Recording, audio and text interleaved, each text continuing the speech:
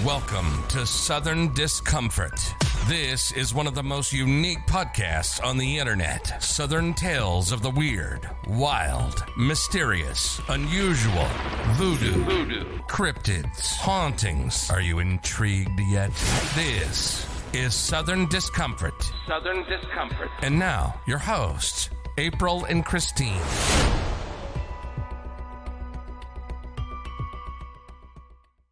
Hey everybody, and welcome back. If you're listening, then you've probably heard us before, and if that's the case, thank you so much. And if you're new, then welcome. And before we get started, if you like what you hear, then please rate us 5 stars on Apple or wherever you rate your podcast, and also consider following us on social media. We're at Southern Discomfort PC on Instagram and at So Disco PC on Twitter, Southern Discomfort Podcast on Facebook, or you can contact us at southerndiscomfortpodcast@gmail.com or southerndiscomfort@podbean.com. So, hey, everybody. Hello. Welcome. You ready for this one? I hope y'all are, because certainly you're probably going to need an adult beverage for this. And today on tap, we have, on our drink du jour, we have The Floor is Lava. And it's from Pontoon Brewing. There's that word again. I can't do it. I'm very highly educated. I know words. I have the best words. Brewing. Brewing. A brewery, but it's Pontoon Brewing. That just doesn't even sound right. All right, I give up. Anyway. Yes, in Sandy Springs, Georgia, because our story actually begins in Georgia, and it certainly does not stay there long. It twists and turns, as you will see. But this is a New England-style milkshake IPA. And it has 2 pounds of real strawberries, guava, kiwi, and then they age it on vanilla and lactose, and it creates a fruity, creamy IPA. It's actually pretty good. It is bitter. Kirsty, I don't know if you would like this, but it does have a refreshing, like it hits your mouth, just a cool, refreshing. You can taste those fruity flavors, but at the end, it does have that bitter, like it does end with that bitter finish. Hit you with that bitter finish. But overall, I could certainly drink one, but I like it. I think I'm starting to actually get a taste for these IPAs. Drinking. I'm trying to pair them with our shows, but it's that's good. It's an acquired taste, and okay, I'm here for it. But it's described as dangerously good for those who dare to drink. No touchy. It actually does say that. So, and it, as I mentioned, it was bitter, so it does have 40 IBUs. And for those maybe not so much in the know, the IBUs, that's a scale, and it's 1 to 100, and this measures the amount of isomerized alpha acids in beer. So the hops, they contain alpha acids, and when they're boiled, these alpha acids, they come isomerized, and this breaks down their physical structure, and that's what gives it that bitter flavor. So 40. Science. Right, science. Who knew? Chemistry and beer. So that's what gives it that. I mean, really, that's what gives it the words. What even are they? That's what gives it the bitter flavor. And it being 40 on a scale from 1 to 100, you're almost getting midline there. So it does have a bitter snap to it.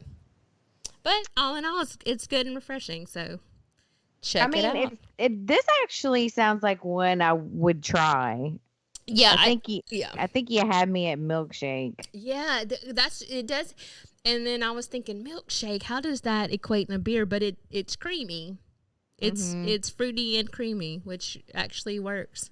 It's cool. Probably super filling too.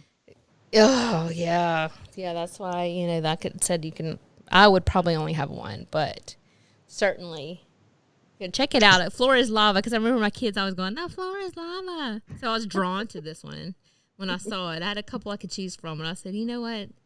I'm drawn to that because it's really cute. I was gonna say it's got really cute artwork. It does. It's got these Hawaiian tiki guys dancing on slices of kiwi with lava, and it's pink. And I pay the pink tax. Yeah. Post a picture. I'll have to. I certainly will. So now that you have your beer or your drinks, let's board this pirate ship and sail the treacherous seas and get uncomfortable. Let's do this. Oh, man. Okay. So, can I just say, like, this story is to say that it twists and turns is a serious understatement. So, if you come for us, please be gentle because I love that. This was not easy to do, but definitely gonna be so fun to tell. I think so. As tragic as it is, yes. And look, hey, we're getting outside of our comfort zone here. So, like, there's that. It's in our name. Well, right, but I meant like outside of Louisiana. But right, yeah, it's in our name. It's like it's double entendre. In our name to be uncomfortable. Yes, which is why we picked this one for sure. But we're also outside of our geographic location that we always. Definitely. I'm talking about way, way outside. Yeah. Okay. So for those of you that don't like banner, here we go. So without further ado, our story begins in Barnesville, Georgia. And Barnesville, Georgia is about an hour from Atlanta. And in the 1940s, which is where our story begins, it had a population of about 3.5 thousand, and today has double that. It has about 6.5 thousand. It was founded in 1826 and named after a local tavern owner, Gideon Barnes. And it was named the buggy capital of the South. So I thought this was cute because I don't think I've told this story on here before, and I'm not going to tell it, but I'll just give you a little glimpse that, when you get outside the South, when people make fun of you for calling shopping carts buggies. Yep. Firsthand. I didn't even know. That's actually, happened to me before too. So, they produced all these buggies in the South. They even produced them for, crafted them for presidents. This is a major hospital site also for the wounded Southern troops during the Civil War. So, have you ever heard of Sharp Objects on HBO? Yes, that is such a great show. I never watched it, but I'll have to check into that. It is a mini-series, and it was filmed there, and it starred Amy Adams. This was around 2018. So June 17, 1943, in Barnesville, Georgia, Franklin Delano Floyd was born. To his parents, which is Thomas H. Floyd, and then his mother was Della Jewel Fowler Floyd. He had three. Right? Say that however many times you want to fast. But he had three sisters and one brother. So they were Dorothy, Billy, Shirley, Tommy, which was his sister, and Tommy with an E. Right. A white E. The white E. So, and Floyd was the youngest. So Floyd's father was an alcoholic, and he died in 1944 from liver and kidney failure.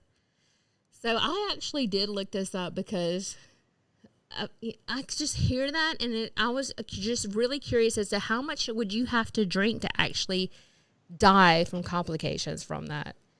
And I think it was like 3 ounces a day for like 10 years in any kind of increments. How you or wonder if he died from acute alcohol, organ failure. Oh, could have been too, yeah. Or was it cirrhosis? I don't. I really couldn't find much about that. He was young, I think.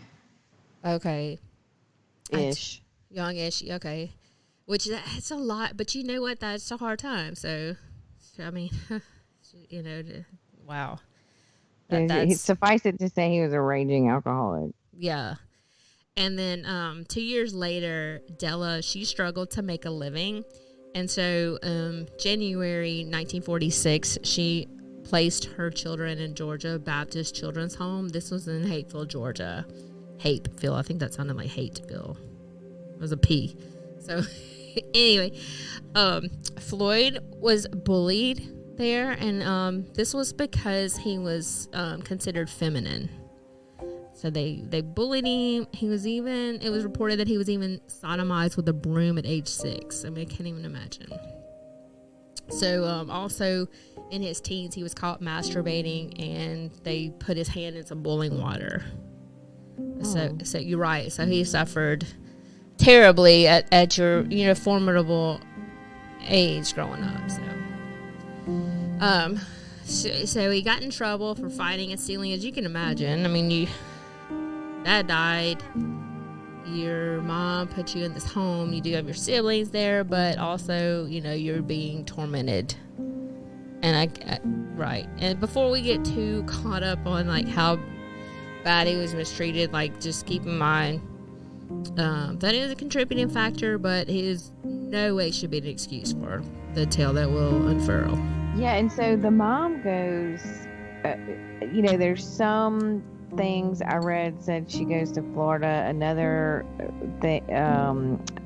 source, it was Indianapolis, but at any rate, she goes into sex work. Yes. After the kids are, Yes. So Floyd, he ran away. Well, actually, he was in the custody of his sister after he ran away, but he broke into a nearby house to steal food. So I'm not sure what's happening there. Maybe he was just hungry, but he was young at that point too. And you're right, their mom Della, she married 4 times, but she was back and forth and all over the place as well. And it is sad, like she left her kids behind, but also at the same time, it's like, you're bouncing around from man to man to man, and then, I don't know, are you trying to get your kids back? I don't know, maybe not to read too much into that, but so in 1948, Della, she married, and she was living in Broward County, Florida. In 52, she divorces her husband, so that didn't last long. And then in 52, she marries another man in West Palm Beach, Florida. Then they divorce eventually. He remarries another woman in 1960, and that's they're in Minneapolis, Indiana. I didn't even know that was a place, but in 1950s. Okay, that must be where the Indianapolis came in. So Yes. it is Minneapolis, Indiana. Okay, Yes. Gotcha. Yes, and so for some reason up north it kind of gets crazy like that, because I've been to Iowa, and there is Louisiana, Iowa. Mm-hmm. And like a lot of places like that, it's very, I think there's also a Louisiana, Missouri. That's crazy. It is. It starts to get confusing, but yes. Okay. And then just a side note, there is a Iowa, Louisiana, but they pronounce it Iowa. Yeah, but right. Or Iowa. No, because Iowa's Iowa, not Iowa. Exactly. Right. Get it right. So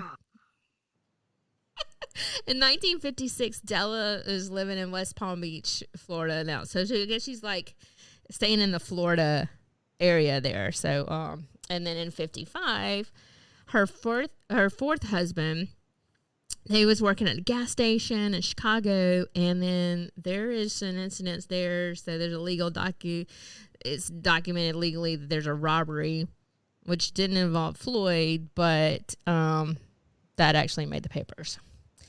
Mm-hmm. So, and then 1957, Dorothy, so Floyd's sister. Okay, and so Franklin Delano Floyd, I'm just going to refer to him as Floyd all the way throughout. He just warning, he does change his name a lot. In fact, these characters change their name and aliases, and they move around a lot. So I'm just going to call him Floyd going forward. That's good. That's a good name, because it does get so confusing. Oh, yeah, you have to. I mean, not that Floyd is anyway. In 1957, Dorothy she was living in Sumter, South Carolina. So, and then her mother comes to visit, and Dorothy tries to send her mother home on a bus, And it's noted that an unpleasant incident occurs, and Della is arrested for drunk and disorderly and is jailed in Sumter for several months in 1956. So there's that. The mom? That's the mom. The mom was at the daughter's house, Floyd's sister, and stirred up some shit. An unpleasant incident was otherwise known as an unpleasant incident occurred. Unpleasant. Come on now, she went to jail. She stirred up some shit. Sounds like it. So, in 1959, Floyd runs away from the children's home, and he traveled to Indianapolis to search for his mother, Della, and he found out that she had become a prostitute. Get yourself a prostitute. Oh, my God. That's a throwback to Storyville. So, Floyd and Della... they forged legal documents to allow him to go to California to enlist in the Army because he was too young at the time, but he wanted to go into the Army. Don't know really how I feel about that. I don't know if he's trying to get his life around or if I don't know. Either way, he forged documents and he... So he had his mom helping him to do this, and then he served 6 months in Missouri and Oklahoma, but then they discovered that he was underage and his papers were falsified, and then he was kicked out of the Army. But here's the thing. There were people that actually did that. Like, that was not uncommon, and people didn't even really get caught for that, so they must have done a pretty bad job. I mean, I don't know. Well, so that was a thing. He was made fun of when he was younger for being effeminate. And then also fast forward to when later in life, he's still regarded as this, he's a small person. And so he's still regarded as maybe like, I think somebody described him as being just this little mousy guy. So they probably looked at him in the service and they were like, there's no way this kid is old enough to be here. They should have given him this super soldier serum. What was his name? Help me out here. Then once he's kicked out of the Army, not the Air Force, for being too young and his documents falsified, he's sent by a bus to his sister's house in Gainesville, Georgia, and then her husband sends him away. There's no other information on that I could find anyway, so that's interesting. So maybe he just knew like he was no good. Then he tried to find his mother again, but was unable to. And then after that, he just became a drifter. He just became, let me just drift along the country.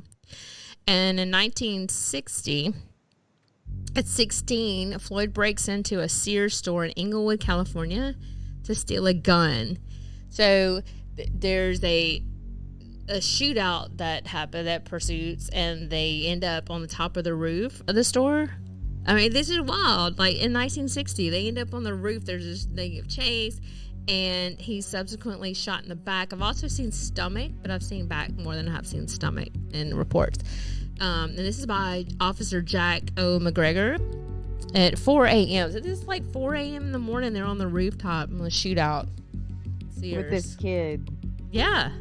Yeah, because he's 16. So then he went to Centinela Hospital, and this is where they performed surgery, and then they transferred him to the General Hospital prison ward. In 1961, Floyd, he violated his parole, but he went on a camping trip with his parolee, James Marvin, to either Alaska or Canada.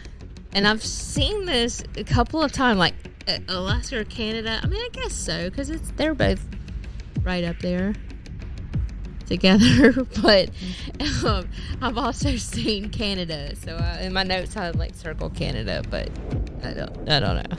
It's Alaska or Canada. It's up there. He went far, far away. Exactly. And then he's taken into custody for his parole violation, and then they return him to the Preston Youth Facility. Yeah, because keep in mind, he's still young. He's still a kid. Yes. Then he's released from the youth facility. And then he goes to live with his sister in Gainesville, Georgia. And then he procures a job at the Atlanta International Airport. Thought that was pretty fascinating, but I guess the standards were pretty loose. Yeah. Like, hello. I mean, clearly they TW. didn't have sophisticated background checks. Right. I mean, it was pre 9/11, so there you go. And so then he returns to Hateville, Georgia, and he lived near the Georgia Baptist Children's Home, but he was arrested and thrown in jail for obtaining a license under false pretenses. So already he's causing fights, he's having shootouts, he's already had surgery, and now he's just up to no good. He's going down a path, right? Like, he's definitely going down a path. I mean, he's already had a hard start, but he's certainly going down a path. So, in 62, this is when he's 19. So, he abducts a 4-year-old girl from Hateville, Georgia, in a bowling alley, and he rapes her in the woods nearby. So now this is taking a turn. Now we're not stealing guns. We're not just, stealing food. Now we've gone to raping 4-year-old girls. So now and she's got bite marks on her genitals, which I mean is heinous. Yeah, bite marks, and that's how semen on her genitals. Horrific. So he's convicted of child molestation and kidnapping and sentenced to 20 years. This is where he was incarcerated at the Reidsville prison in Atlanta, Georgia.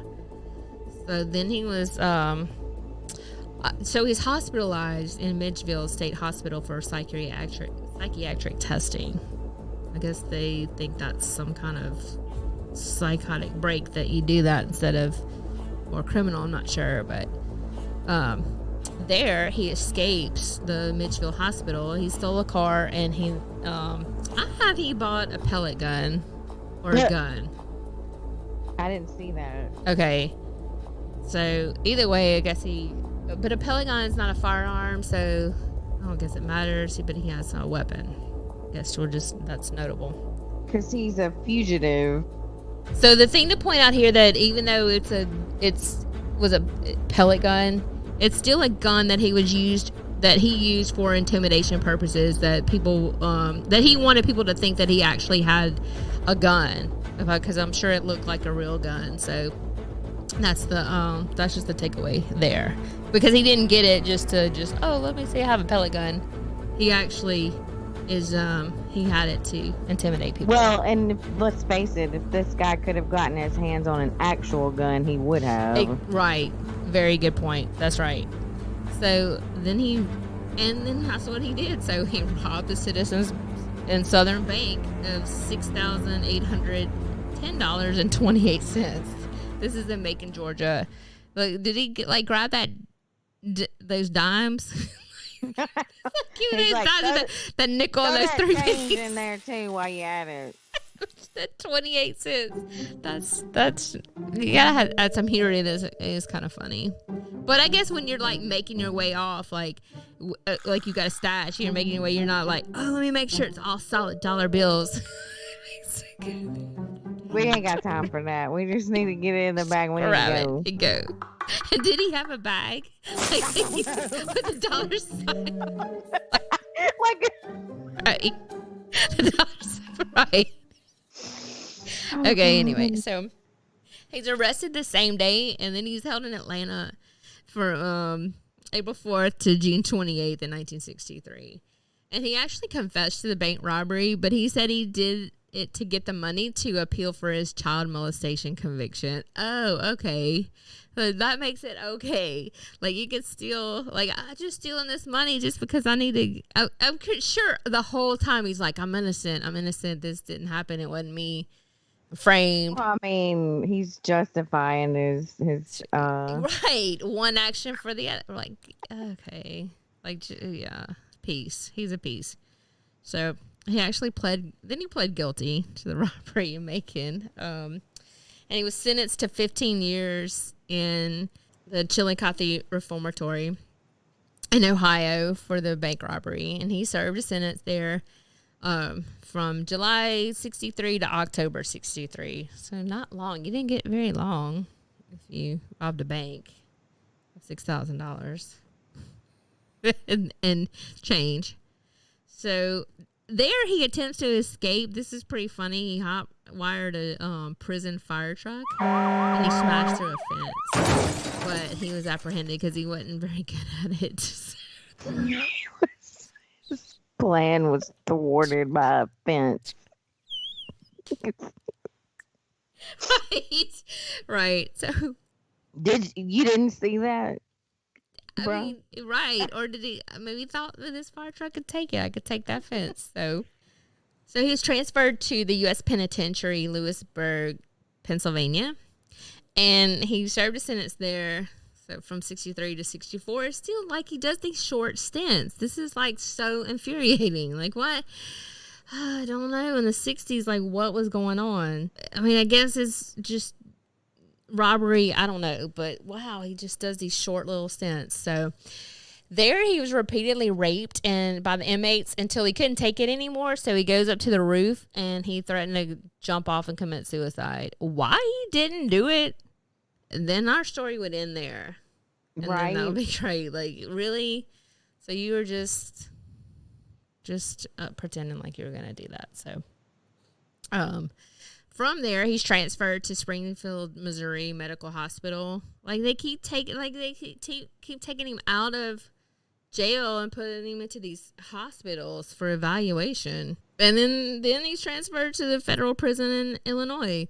So he did receive a GED, and they transferred again. He gets to prison in Georgia to finish the molestation. This is 68. He's transferred again to finish his molestation sentence, and he meets an inmate there, David Dial. And then he's remanded over to the federal prison in Atlanta. So, like, wow, he's going back and forth, Illinois, Georgia. He's making his rounds through the system, too. Yeah, definitely. 1968, his mom, Della, dies. She's actually in Chicago. That's where she ended up. Then he's also, in 71, he's transferred again to federal prison in Atlanta. This is for the escape for the attempt in Chillicothe, Ohio. This is what you're talking about. You're like, this is like goes all over the place. He's doing this, and then he gets caught for that, and he's on parole for this, and he gets caught for that. So in November 1972, Floyd's released to a halfway house. 1973, he's paroled. So, wow. I guess they didn't have these 3 strikes. Oh, no, that was before the 3 strike. Jeez. I mean, he's a candidate for why they should, yeah. So while he's on, let's see. Okay, so in 1972, he's released and then goes into the halfway house, right? Okay, he's on parole. 1 week later, he attacks a woman at a gas station, rapes her. She escapes. So he gets arrested again and he posts bail, but then he absconds and bounces around from 1972 and then turns up again in 1974 as Brandon Williams in North Carolina. This dude, God, can you settle down? Because I can't keep up. I can't keep up with you. You're going to have to calm down. Okay? But, I mean, if you're on the run, you're on the run. I guess that's certainly something that he did. So, okay, where are we real quick? We're in 74. Yeah, so 74 turns up in North Carolina. Okay. Not exactly sure where in North Carolina. Okay. But he's Brandon Williams, and this is where he meets Sandy Chipman. Okay, at the truck stop. He meets her at a North Carolina truck stop. She was the mother of 4 children from 2 different fathers. So, Suzanne, born in 1969 from her first husband, Cliff Savakis. I don't know. It's definitely Greek. Greek, yeah. And Allison, born in 1971, Amy in 1972, and Philip, nicknamed Stevie, in 1974. Okay. So that was from her second husband, Dennis Brandenburg. So in case things are crazy and convoluted enough, there you go. You're welcome. So Floyd and Chipman, they dated a month, as you do, and then you get married. Sure. Well, why not? Like, why not? Like, we've been together a month. I do. You do. Okay, thank you. So Floyd convinced Chipman to move her family with him to Dallas. Yeah. So then when Chipman, she was sentenced to 30 days in jail. Here we go. Now she's going to jail. 30 days in jail for passing bad checks. Also, I believe, check me on this if I'm wrong, but that's probably the #1 female crime. I think, like fraud. Bad check passing. I don't know. Well, it evidently was not her first time, because do you get 30 days in jail the first time you do that? Good point. This guy only got like 6 months for doing like, for like shoot 'em up, bang bang, right. rooftop. Like, and you're only getting 10 to 20 years for for kidnapping sexual molestation. Like, okay, that makes a lot of sense. And then had these priors, so that's a good point. I didn't even think about that. If maybe this is not her first time. This was in 1975 for those keeping up. While she served her time, then she left her children in custody with Floyd. You know, because that's what you do when you only marry somebody after you've been together for a month. You're like, this is a great guy. I'll just leave all my kids. Yeah. Under 5 with him, or 5 and under. Right. So when she was released, she arrived home to find the residence gone, cleaned out, vacated, no husband, no kids. Like, not even, those aren't even your kids, but now my kids gone. Bounced. Yes. So she eventually found her 2 middle daughters, Allison and Amy.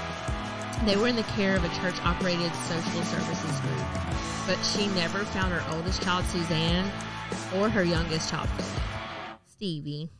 I know, the little baby. I know. That's true. And look, he was born in 74, so he's just not even a year younger than me. Yeah. He's in between us, actually, yeah. Yeah. Oh, God, when you put it through that lens, that really gets you. She never found her oldest child, Suzanne, or her youngest child, Philip. So 1978, Floyd is going by Trenton Davis, and he's with Suzanne, who is, he pops up on the scene with Suzanne, which is the daughter of Sandy Chipman. And they flee to Oklahoma under allegations of child molestation by the babysitter. She told the police that Floyd was molesting his daughter. And then in 1983, Suzanne is now going by Sharon. And she's enrolled in Forest Park High School. So she's in high school. And just to remind everybody, this is the Suzanne that was from his wife, who went to jail and then came back home and there was nobody there. So the stepdaughter that was never recovered. Thank you. So, and then now Floyd is going by Warren Marshall. So, Sharon, in high school, she excelled. She was amazing. She was in ROTC. She ran for junior class office. There's even her glamour shots that you can find online to use for her poster. Those bring back crazy memories. Yeah, exactly. But she earned a scholarship to go to Georgia Tech, and she had dreams of and high hopes to work for NASA. Okay, so she gets pregnant end of high school, and she doesn't end up going to college after all. She never tells her boyfriend about the pregnancy. She does have the baby, and then a wealthy couple from Texas adopts the baby boy. She tries to run away with her boyfriend, but ultimately she moves to Florida, Tampa, actually, with Floyd. But they are now Tanya Hughes and Clarence Hughes. Okay. She starts dating someone else. She gets pregnant again there. Again, doesn't tell the boyfriend, but this time she keeps the baby. And there is where she gives birth to Michael Hughes. Okay. Right. And this is around 1988. So Tanya and Clarence, they're living at Golden Lantern Trailer Park. And this is near Pinellas Park. And Tanya is working at a club called the Mons Venus. And this is where she meets Cheryl Camesso. She's also a lady stripper as well. So Tanya and Clarence, these are their aliases, like we said before. So it's after St. Patrick's Day. Clarence and Camesso, they get into a heated argument. And so this time, he's such a piece of shit that he makes makes Tanya strip while he just sits on his ass and doesn't do anything. He claims like his back or whatever from his surgery. He's basically an out of work painter. So Tanya befriends Cheryl Camesso, this dancer, and she realizes that what they're doing is they're frauding the social service and welfare programs, that they're getting these benefits, and she's not reporting her tips and her salary. So Cheryl's on to him, and she just, for whatever reason, she reports them. And so Clarence finds out, and he's not happy about it, and he gets into an argument about her, but with an argument with her about it, and because they lose these benefits. And prior to, he had actually assaulted her. He actually hit her and left a bruise. So there's apparently Cheryl Camesso and Clarence had beef. And then she retaliates by telling the government that, they're not reporting their income. Then he retaliates by going to the club and punching her in the face. Exactly. So then we're at the first week of April in 1989. And Cheryl Camesso, this is when she disappears. So the last time her family sees her, she's packed a bag, and she said she'd see him in a week. And so she gets into her Corvette. She has a red Corvette that her father had helped her buy with some of the money that she had made working at the dollhouse in Orlando. So in 1989, a warrant is placed on Franklin or Floyd, which is actually Clarence Hughes now, for fraud. He's accused of drilling holes on the bottom of his boat to collect insurance money. So he's just doing all kind of just whatever he can do to get over on people, to defraud the government, from molesting children to shootouts, all this. So April 7th of 89, Camesso's red Corvette is parked at the St. Petersburg Clearwater Airport and is actually impounded on the 15th, so just days later. So the Hughes now, they leave Tampa, and they tell their neighbors that they're going on vacation. So they ask their neighbors to collect the mail. And so what they do is they actually move to New Orleans for just a teeny tiny bit, and they get married. So if you're keeping up, this is his stepdaughter that he's now traveling around with and now has married.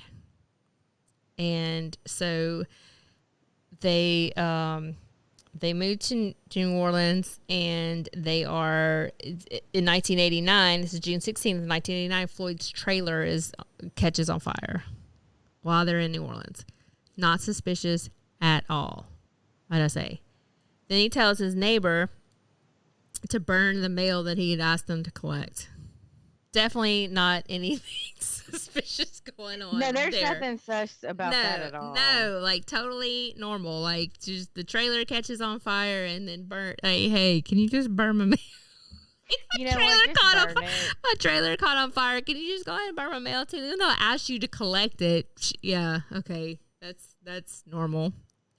So, and then in August of '89, they're back in Tulsa, Oklahoma, or like back in Oklahoma, and they're in Tulsa, and she is working at a strip club called Passions. So she meets and befriends Karen Parsley. So, and Karen is also, she sees that, what is this guy doing, like showing up at this strip club? Because all the friends that she meets at these clubs that she works at, they're all like, leave him. So that's what I was going to say. Like she tells Sharon, well, I said Sharon, oh my gosh, now she's Tanya. She's Tanya. Right. So she tells Tanya, she's like, leave him. And so Tanya says, if I leave him, she's going to, like, he's going to kill us. He's going to kill me. He's going to kill my son, Michael. I'm too afraid. Like, I can't leave him. Well, and she told her coworkers that he was, a member of the Fraternal Order of Police and that he was well connected to police. So she would tell him that even if she wanted to, she couldn't leave him. But, you know, and these people recognize that something really freaking weird is going on. Because first of all, this guy is sitting at the club while she's dancing every day. He makes her dance 7 days a week and turn over all of her money to him. She's got these awful boob and butt jobs like that look like they were, you know. I saw that. They were botched. Yeah. Botched plastic surgeries. But not only that, she looks really tired and disheveled and just she's never well put together, but she's working every single day, and that's probably why she's freaking tired. Wow. Yeah, I mean, I can't even imagine who did these breast implants and butt jobs. They just were cheap, like probably hotel cut rate. Yeah, who knows? Yeah, I mean, wow, disgusting. Yeah. Man, that's sad. So April 25th, 1990, Tanya is struck from behind by a vehicle. And this accident is super suspicious, like everything while else. She's on foot. Yeah. Yeah. So she gets hit while she's walking on foot with groceries. So 3 witnesses, they found Tanya lying on the side of the highway. This is about 100 miles outside of Oklahoma City. So she was rushed to the Presbyterian Hospital in Oklahoma City. She had severe bruising, a large hematoma at the base of her skull, and she was found with groceries scattered all about. So the police thought that she might have been struck from behind in a hit and run while walking from a convenience store at a nearby Motel 6. And then when Floyd arrived at the hospital the next day, okay. He claimed, yeah, I mean, like, why rush to be by your wife's side? Right. I mean, there's no rush. No, so it's all good. She just got hit by a car. It's okay. It's okay. He said he had fallen asleep at the Motel 6 and that she had left to go get groceries. Okay, all good there, right? Because that's what you do. But at the hospital, so she was actually recovering. Like, they thought she was going to pull out of this. And then he was there, and he had fashioned he had scribbled on a piece of paper like "no visitors," like a homemade sign, and put it outside her door. But actually, her friends who knew, like you just said, who onto him and his ways, like they actually showed up to check on her. And they said she was recovering. Like the doctors even thought she was going to recover and pull through. And then, because she had, so the nature of her injuries were like cuts and scrapes, like road rash. Yeah. Except for she had severe trauma to the back of her head, which is a little Yeah, it makes you think bizarre. somebody like hit her with a blunt force, Like, not exactly. the car, but the car was just the cover up. So it looked like the injuries from being actually hit by the car were not that serious, but she was in serious but stable condition. Although, like you said, she's showing signs of improvement. Yeah. I mean, by the accounts of the doctor, her friends, like they said, okay, she's gonna pull through this. Like this is and then it was reported that he was furious that people had actually come and visited her, and then the next day she dies. Yep. Nothing to see here, folks. Keep it moving. No, it's not sus. Yeah, It's no, not sus. not at all. So then, her services were held in Tulsa, but Floyd at this time he attempts to cash in on a life insurance policy because that's what you do. And he has a hard time at first because he's changed his name and Social Security so many times that he gets frustrated and he actually gives them. He breaks down, I guess, in an attempt to, because he's so greedy and wants the money. Like he It's actually mad enough to give him his real credential, not credential. What's but the word? it's Social Security number. Yeah, that. So he gives them that, and then he's arrested because they're like, "Hey, you're the guy that's wanted from the 1973 kidnapping charge from the woman at the gas station in Atlanta." But side note, he still gets the money. Yes, he does while he's incarcerated. So they're like, hold up, this guy is flagged as wanted by the FBI. So they contact the FBI, but we're still going to cut him a check. I saw that and I thought, well, maybe it's kind of like the IRS where if you have two people claiming, like, for instance, like dependents, and you might have parents that are divorced, and at the same time they want to, this is what my mind went to, they want to file each one files for the child, the dependent. Yep. And then so the IRS pays them out both, and then when they get to the bottom of things, that's when they sort it out and they're like, yep. Okay, wait a minute, like you're good, but so I thought maybe they were just like, okay, just pay it out, or it could be a glitch, who knows. With this story, no one. You're right, exactly. So if you're expecting things to make sense and add up, gosh, it's very frustrating on top of confusing. So so in the middle of all this, the victim, we have Michael. I know. And he's declared a ward of the state while this is all going on, and he's placed in foster care in Oklahoma, in Choctaw, Oklahoma, with Ernest and Merle Bean. And this is a couple that's absolutely amazing. They've had articles written about them and how they fostered over 80 children. And they were actually trying to adopt him because when they received him in his condition, Michael was developmentally delayed. It was so sad. I think when he was around 2-ish or toddler-ish, he tested at a 9-month-old time frame. So I mean, sad. absolutely. I mean, clear neglect and emotional abuse because he didn't talk.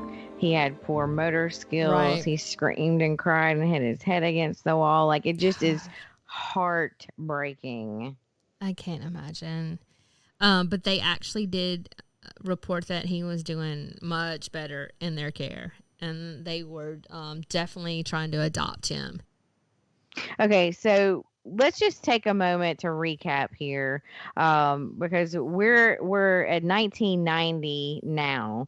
So Floyd was arrested for the 1972 kidnapping of a woman that he attacked at a gas station while he's on parole for for the abduction of the 4-year-old girl at the bowling alley in Georgia that he sexually molested. He was sentenced to 10 to 20 years for that crime. He escaped in 1962 while being taken to a doctor's appointment and went to Macon, Georgia, where he robbed the bank, stole the $6K, and was arrested the same day. And then he goes into his story about why he needed the money to fight those trumped up molestation charges. So he pleads guilty. He's sent to prison in Ohio for 15 years. That's when he's released to the halfway house, and that's when he attacks the woman in 1972. Well, he's getting picked up for that now. Okay. And we're at 1990, and he is arrested for that kidnapping charge, like you said. And they incarcerate him at Georgia Federal Prison.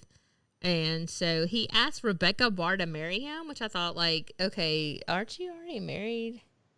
Like, does it matter? Well, your wife died. Okay, I guess, right? But like, wow, like that's just kind of random, kind of thrown in there. Like, will you just marry me? Okay, fine. I got all this shit going on, but like, can you? So he asked his former friend, well, not former friend, but former inmate, Silly. David Dial, to retrieve his belongings from the trailer when he was arrested. And then, like you said, he actually did get the insurance payout, which is crazy because you're incarcerated. Come on, guy. Wow. Just a side note. He gotta get his money. You're right. Yeah, because he doesn't work. God forbid, he doesn't work. He's an out-of-work painter. Because my back hurt. Why? Because when I was 16, I had a shootout on the roof. Yeah. Don't ask. It's an old wound. Right. Yes. That's a GSW. Right. So then he's like transferred, like you said, he works his way through the prison system again. And then as a side note, his brother dies of a suspicious death in Georgia, and then his sister Tommy with a YE, her ex-husband's daughter's murdered in Dallas. Like this whole family has all these crazy, just bad juju going along with them. So in 1991, he's convicted in Oklahoma on federal charge of possession of a firearm after a former conviction of a felony. So then in 1992, the court rules conclusively that Floyd is not Michael's biological son after the blood tests confirm this. And then 1993, he's released from federal correction facility at El Reno. This is after 33 months, and he was living in a halfway house. Then 1994, he attacks a woman with a knife at Northwest Oklahoma City apartment complex. This is where he obtained a job working as a maintenance man. That's unreal. Yeah, he just is still at it. So then August 1994, he's arrested for this attack. Then he's released on bond. Like, and then we're up into the 90s. We're like almost in the mid-90s, and you're like... Lather, rinse, repeat. Lather, Hello. rinse, repeat. Hello, priors. So, so September 12th, 1994... This is where Michael was in the first grade, and he was at Indian Meridian Elementary School in Choctaw, Oklahoma. So Floyd walks into the school. He has a gun, and he forces Principal James Davis at gunpoint to take him to Michael's classroom. And then he forces Michael and Davis into the pickup truck. They take off, and they go into the woods. He handcuffs Davis to a tree and then speeds off with Michael. The principal survives the abduction, and he was rescued by people. And then I just wanted to add this too, is there was a Unsolved Mysteries episode on this. Right? I saw that. I didn't watch the episode, but I saw that there was one. Yes. I actually enjoyed that. That was nice. Trip down memory lane to watch that Unsolved Mysteries episode. Because that aired in 94, so yeah. There's a lot more that's supposedly known now than there was at that time. I mean, obviously that was freaking how long ago, but anyway. Right. It was just How A curious. stroll down memory lane, watch your favorite TV show. Yes, this is what started it all. So, That's not even how it goes, but rest anyway. in peace, Robert Stack. So, I know. God, he was the man. yeah. So 2 months later, Floyd was arrested in Louisville, Kentucky, and Michael was not with him, and he had not been seen since. Which is why this made it into the Unsolved Mysteries. They're like, what happened? Like, he was abducted, and this was big time news. You take the principal at gunpoint, tie him up to a tree, and then over this little boy, and he's not, he's missing. So authorities had received conflicting reports as to what happened to Michael. Some witness statements detailed alleged confessions by Floyd regarding his death. He even said that he told his sister that he drowned Michael in the motel bathroom in Georgia shortly after the kidnapping. But other sources reported that Floyd had stated that Michael was safe and alive and that he was with someone else caring for him. There's also, in that Unsolved Mysteries episode, it's very interesting to kind of see just a little glimpse into Floyd and how he felt, because they interviewed him, and he told the interviewer that it was none of his damn business where Michael was. Okay. Yeah. Just like, it's none of your damn business. Like, you don't love him like I do, so you don't get to know. Just kind of a glimpse into how he feel about that. So, and then he he continued to commit carjacking in the Atlanta area. He was charged with 5 weapons possessions, 2 counts of kidnapping and larceny of automobile before he's even apprehended. Like, this guy just doesn't stop. Just keeps going. Then he is admitted at the Grady Memorial Hospital in Atlanta. And they discover in 1994, this is October, they discover Principal James Davis' truck in Love Field in Dallas, Texas, at the Wonder Bread factory where the employees parked.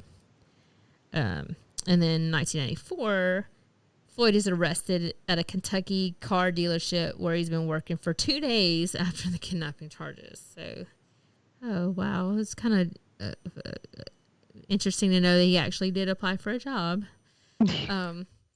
So then fast forward to March 1995, landscapers find the skeletal remains along an I-275 in Florida, and this is discovered to be Cheryl Comesso's skeletal. Like, this is her skeletal remains. This is 6 years after she goes missing.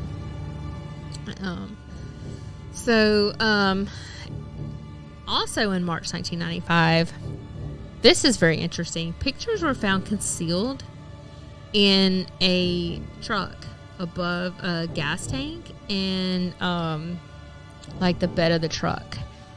This it was a wasn't this James Davis's truck that was found at the Wonder Bread factory and then it was auctioned, or no, is this a different truck? It is. It's actually Davis's truck. Yes. Okay. And that's where they found the, I guess, folder full of the photos. Okay. Yes. So they found this, the envelope was wedged in between there, and it was 97 pictures of pornographic, sexually suggestive poses that women were posed in, and this is where they discover that it's actually photos of Cheryl Comesso. They identify her with her jewelry and her clothing, and it was interesting because some were colored in red and blood red to add like this death effect. Mm-hmm. So there's like this just morbid, like it's just not enough to have someone that you've beaten up or sexually posed, killed, whatever. No, you have to paint them in their own blood. Yeah. Yes. So this was found by a Kansas auto repair shop owner, and he had bought the truck at auction, which is it's just fascinating that this actually happened. And he actually discovered that. He saw Well, that. because he's not too bright. Like, No.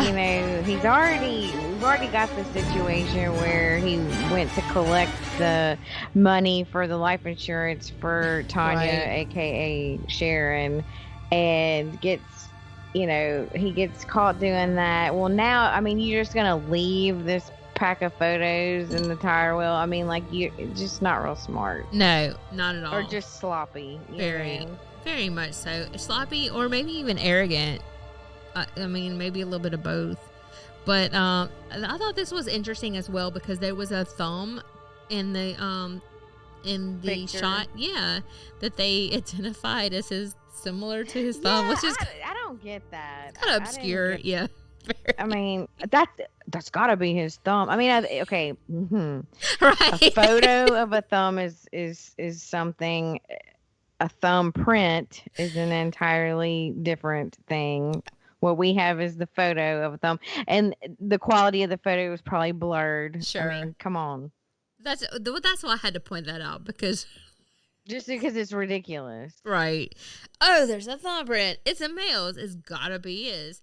So, but they also identified his boat and some furniture and clothing too. So it's like, In the wow. photos. Like, either that was just like you said, sloppy, or he didn't care. Yeah. Either way. In 2002, so Franklin is indicted on charges for the murder of Comesso. He's actually convicted. He did appeal it, which like the whole way he was just yelling, I was framed. The FBI like doctored the photos and I was framed, and it's just ridiculous knowing how this ends, like how ridiculous that actually is. In 2005, the Florida Supreme Court affirmed his conviction. And in 2007, Franklin's sister Dorothy, she was attacked in her Florida apartment by her ex-daughter-in-law, Lynn. That's crazy. I know. This is just trauma just follows this family. Dorothy stated that another woman was present during this attack, and the other woman stated that the attack on her was for Floyd. Like, and then, so Lynn was arrested. And then there was no way to verify if the other woman was present or not. The other woman was formerly the mystery photo woman. That was just kind of a side note. And I was just like, okay. Are you interjecting into this story, or is there something to this? I don't know. So, in October 2014, it was revealed that Tanya Hughes, I guess we'll start with Tanya Hughes. She was identified as Suzanne Marie Savakis Greek, the oldest daughter of Sandy Chapman, who had disappeared with Floyd, her stepfather, in 1975. DNA matched Chipman to Tanya, and Chipman attempted to file kidnapping charges. What was told by the local authority that as their stepfather, Floyd had the right to take the children. This was earlier on, actually, but which is so many shades of fucked up, because whether or not he was the stepfather, he committed all these crimes, and they have photo evidence that he abused her. I mean, yes. Anyway, that's just my... Yeah, absolutely. that. Yes. So also in September 2014, Floyd he actually admitted to the murder of Michael. This was after he was, of course, incarcerated and convicted and on death row. And that he said he had disposed of his body on Interstate 35. They did a search because they thought maybe they could find some of the metal pieces, like a zipper and maybe some metal in the eyelets of the shoes. But they searched and there was no results. And this is really sad because the police said that maybe wild hogs might have eaten his body. Yeah. And that very well could have happened. They're rampant down here. I mean, what can you say? Yeah. Well, as I was researching this, at first I was like, oh, well, there's, I don't have any doubt that he did kill Michael. Yeah. But then we are going to, or I guess you're going to finish by talking about Philip, Sandy Chipman's youngest baby boy child. Stevie was his nickname. But, the only thing that I was going to say is that I kind of feel like there might be a shred, just a tiny shred of hope that Michael is still alive. I mean, obviously the likelihood of that is very low, but I still think that there's maybe just a shred or, some minuscule amount of hope that he's still alive. Right. Because they thought that Philip was dead, Stevie. Right. Well, there was even something that I came across where they began to wonder, I say they, authorities began to actually wonder whether this baby boy actually existed because Sandy Chipman didn't have any photos of him. Oh, wow. Okay. I didn't see probably because freaking fucked up Floyd probably got rid of all of his baby pictures, so there were probably none that she had in her possession. So they started to wonder, like, well, why would she make this fourth child up? And then, that I guess is a good segue to what you were going to say about Philip or Stevie. Oh, no, I was just going to say that, that he had just been adopted shortly after he was born because he was the youngest, and that was like a good happy ending to find out all these years later. And absolutely there is the shred of hope that Michael could be alive, maybe. We can only hope. But also in a 2015 interview with the FBI, Floyd admitted to killing Michael. He's the same day of the kidnapping. He said he shot him twice in the back of the head. Honestly, my gut feeling is telling me that probably is what happened. Yeah, mine too. But I like the shred of hope that there could possibly be out there. So that's it. That's the story of Franklin Delano Floyd. Thanks for listening and hanging in there with us. It was a wild ride. We hope you enjoyed it. Yeah. And if you have any listener suggestions, just email us at southerndiscomfortpodcast@gmail.com and rate and review us anywhere you rate your podcasts. You can find us anywhere you listen to podcasts. So thank you very much. Until next time. You've been listening to Southern Discomfort with April and Christine. As you can tell, this is one of the most unique podcasts on the internet.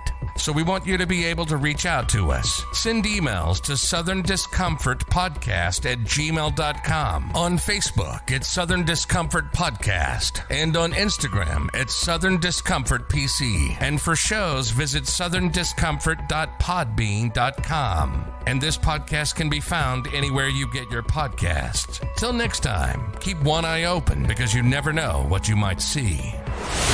This is Southern Discomfort, signing off.